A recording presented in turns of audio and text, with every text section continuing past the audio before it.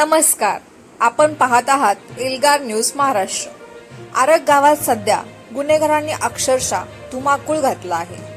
नुकतीच एका तरुणावर जेवणाच्या पंक्तीत झालेल्या खुनी हल्ल्याची घटना ताजी असतानाच गावच्या सुरक्षिततेचा मुद्दा ऐरणीवर आला आहे. आरग परिसरात आता केवळ किरकोळ चोऱ्या उरल्या नसून खुनी हल्ल्यांसारख्या गंभीर गुन्ह्यांनी ग्रामस्थांच्या मनात धडकी भरवली आहे. गावातील परिस्थिती पाहता असं वाटतंय की कायद्याचा धाक पूर्णपणे संपला आहे. गावच्या मुख्य चौकांमध्ये मध्यरात्रीनंतर टार्गेट टोळकी जमा होतात. वाढदिवसाच्या नावाखाली फटाके फोडून आणि आरडाओरडा करून लोकांची झोप उडवली जाते. सामान्य नागरिकांनी याला विरोध केला तर त्यांना धमकावलं जातं. मात्र या सगळ्या प्रकाराकडे स्थानिक पोलीस सोयीस्कर दुर्लक्ष करत असल्याचा आरोप आता ग्रामस्थ उघडपणे करू लागले आहेत. आरगमध्ये गुन्हेगारीचे वाढण्याचे मुख्य कारण म्हणजे गावात राजरोजसपणे चालणारे अवैध धंदे, अनेक ठिकाणी पानाची टपरी किंवा छोट्या दुकानाच्या नावाखाली पडद्याआड मटक्याचा जुगार आणि इतर बेकायदेशीर व्यवसाय जोरात सुरू आहे.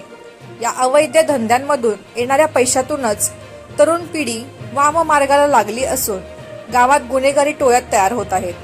गुन्हेगारांनी आता देवाच्या दारात आणि शेतकऱ्यांच्या बांधावरी आपली वक्रदृष्टी वळवली आहे. जानेवारी महिन्यात ग्रामदैवत यल्लमा देवीच्या यात्रेत भाविकांचे लाखो रुपयांचे दागिने चोरले गेले.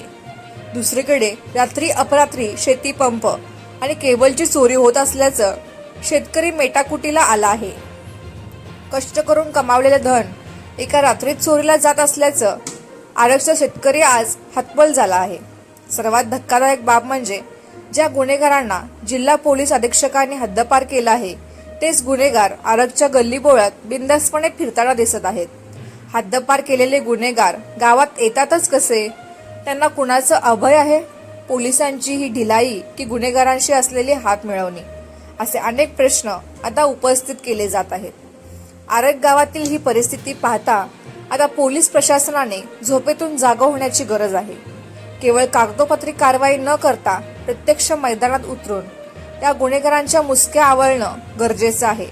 अन्यथा आरग गावातील ही दहशतीची छाया संपूर्ण तालुक्यात पसरायला वेळ लागणार नाही. आता पाहणं महत्त्वाचं ठरेल की वरिष्ठ पोलीस अधिकारी या प्रकरणात